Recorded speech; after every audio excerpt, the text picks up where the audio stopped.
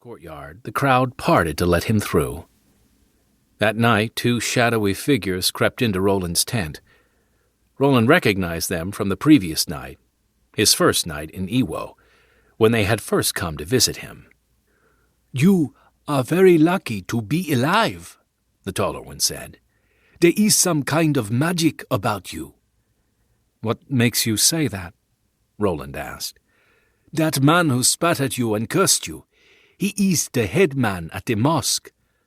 Early this morning, before you arrived at the palace, he stirred up the people and organized to have you stoned to death as a warning that no other missionaries should disturb Iwo."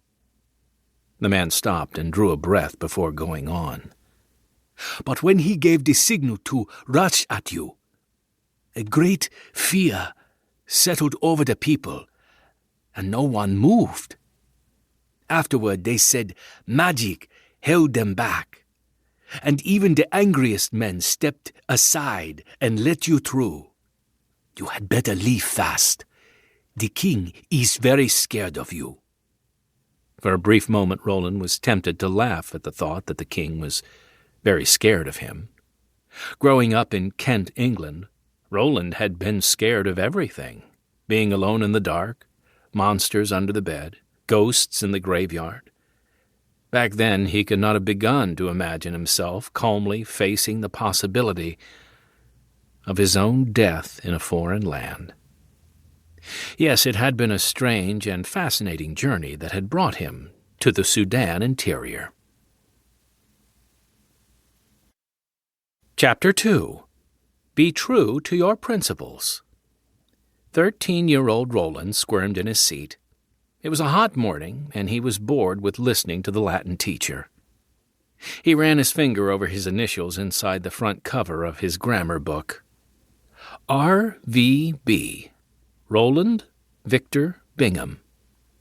Then he took his pen and added, "Born December 19th, 1872.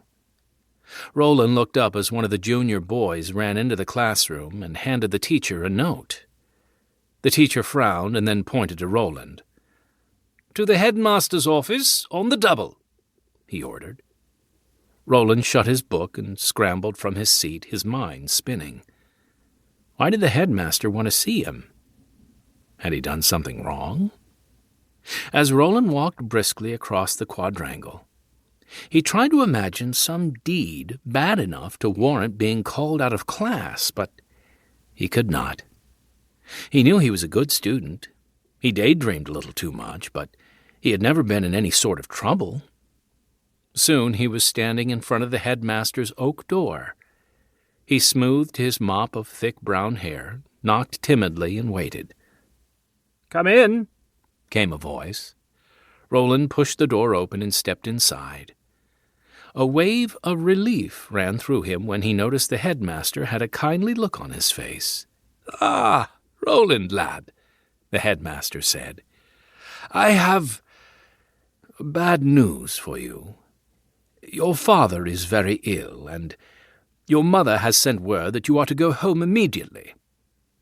"Right now, sir?" Rowland gulped. "In the middle of Latin class?" Yes, the headmaster replied. "You have my permission.